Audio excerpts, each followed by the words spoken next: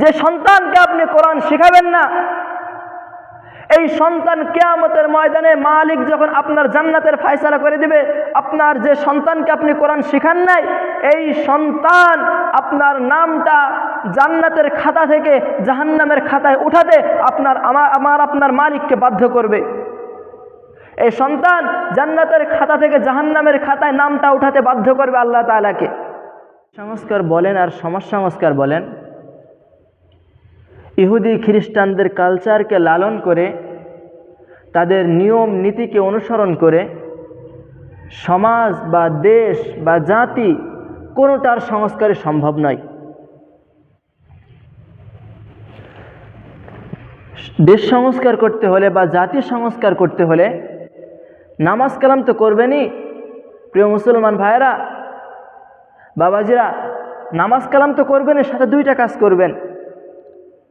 এক নাম্বার, রাসূলুল্লাহ সাল্লাল্লাহু আলাইহি ওয়াসাল্লাম বলেছেন, আওয়ালা আদুল্লুকুম আলা মা ফাআলতুমুহু তাহাবাবতুম। ও আমার সাহাবারা, তোমাদেরকে কি এমন কথা বলে দেব না, যদি তোমরা তা করো তাহলে তোমরা পরস্পর ভালোবাসার বন্ধনে আবদ্ধ হয়ে যাবে, পরস্পর বিরোধ থাকবে না, ভাইয়ে ভাইয়ে মারামারি করবে না, ভাই বোনের হক মেরে খাবে না, দলে দলে মারামারি আহাজারি খুনাখুনি থাকবে না, চাঁদাবাজি থাকবে না। এরপর রাসূলুল্লাহ সাল্লাল্লাহু আলাইহি ওয়াসাল্লাম বলেছেন, আফসুস সালামা বাইনাকুম, তোমরা নিজেদের মাঝে সালামের প্রচার প্রসার করো। সালামের প্রচার প্রসার করলে কি হবে? সালামটা হলো আসসালামু আলাইকুম ওয়া রাহমাতুল্লাহ, বাস আমরা সবাই জানি। আরে সালামের অর্থ হলো, সালামটা হলো একটি দোয়া। সালামের অর্থ হলো তোমাদের উপরে আল্লাহ তাআলার রহমত, বরকত, শান্তি অবতীর্ণ হোক। তো দোয়া এমন একটা জিনিস, মানলাম আমি আপনি গুনাহগার মানুষ, আমার আপনার দোয়া কবুল হবে না, কিন্তু আজকে দোয়া কবুল হবে না, কালকে তো হবে, কালকে হবে না, পরশু হবে, হবে তো একদিন। আরে শত্রুর দরজায় যে শত্রু প্রতিজ্ঞা করেছে দরজা খুলবে না, প্রতিজ্ঞা করেছে দরজা খুলবে না, এরপরেও বারবার আঘাত করার কারণে সে শত্রু দরজা খুলতে বাধ্য হয়। আর আমার আপনার মালিক আমাকে আপনাকে তো মহব্বত করে ভালোবেসে আশরাফুল মাখলুকাত হিসাবে সৃষ্টি করেছেন।